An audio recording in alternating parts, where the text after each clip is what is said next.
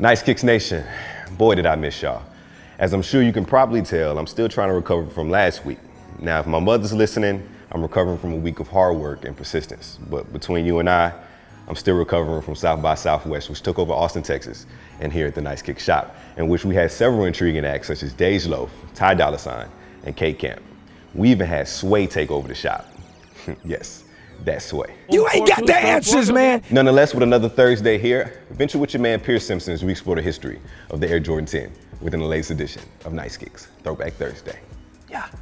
By the 1992-93 NBA season, Michael Jordan was the man within the NBA. Or better yet, the GOAT, as he secured his third straight NBA title as the Chicago Bulls defeated the Phoenix Suns 4-2. With multiple MVPs under his belt, a Defensive Player of the Year as a guard, and several other accolades, it seems as though Michael Jordan had reached the pinnacle within his NBA career. So what's next? After several years in which Michael's season would end in late June, along with the Olympic appearance within that tenure, it seems as though Michael was pretty fatigued and lacked a challenge within the NBA. However, in July of 1993, Michael's life would change forever, as his father, James Jordan, was murdered in an apparent carjacking in North Carolina. His body would later be discovered on August 3rd, thus changing Michael Jordan's life forever. On October 6, 1993, Michael Jordan retired from the game of basketball. With the world in shock and mourning the loss of a legend, Michael Jordan would pursue other endeavors, and it seems as though the Chicago Bulls and Nike had to answer a lot of questions. As many basketball enthusiasts may know, Michael Jordan has a competitive fire that burns unlike any other. With him being away from the game and lacking that proverbial battle that he had each and every time he stepped on the floor, Michael would pursue other endeavors as on February 7th, 1994, he inked a minor league deal to play baseball for the Chicago White Sox. Many would speculate he was paying homage to his late father, as Michael would pursue the baseball diamond. Now, while many people consider Michael Jordan the greatest player to ever play the game of basketball, his venture within baseball, let's just say it was another thing. In current averages of 202, 3 home runs, and 51 RBIs, his numbers were very pedestrian. Nonetheless, he was intriguing as his time with the Birmingham Barons, he sported the number 45. Now, while Michael Jordan was spending time playing baseball, the Chicago Bulls held their own within the Eastern Conference, as they garnered a 55-27 record and eventually lost in the second round to the New York Knicks.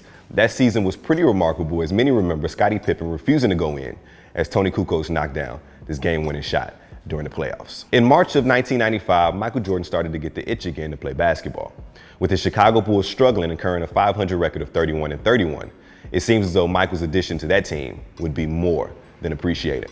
So on March 18, 1995, Michael Jordan released a 2-word press release through his agent David Falk, in which he titled, "I'm back." So Michael Jordan's first game back as a member of the Chicago Bulls, he sported the number 45, which was his number in baseball and was his brother's number growing up in North Carolina. He also rocked the Air Jordan 10 during his first matchup against the Indiana Pacers, in which he scored 19 points and drew the highest rating for an NBA basketball game since 1975. A few days later, Michael Jordan would score the game-winning shot against the Atlanta Hawks in Atlanta, and then a few nights later, he would score his remarkable 55 points against the New York Knicks in Madison Square Garden. The Air Jordan 10 was the second model released by Nike, while they believed Michael was not playing in the NBA.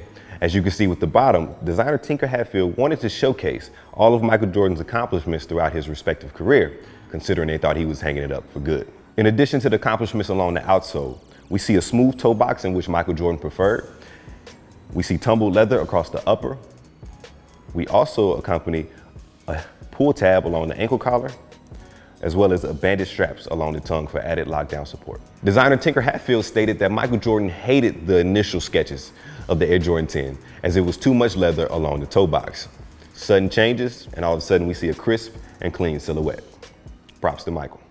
The legacy of the Air Jordan 10 remains well intact, as it's one of the premier silhouettes within the Air Jordan lineage. With retros in 2005, 2008, 2012, and 2015, the Air Jordan 10 has remained within the evoked set of consumers across the country. What are your thoughts on it? Let us know in the comment section below, and as always, stay locked to Nice Kicks for latest in sneaker news and exclusive content. I'm your man Pierce Simpson, signing off with another edition of Nice Kicks Throwback Thursday. Till next week, peace.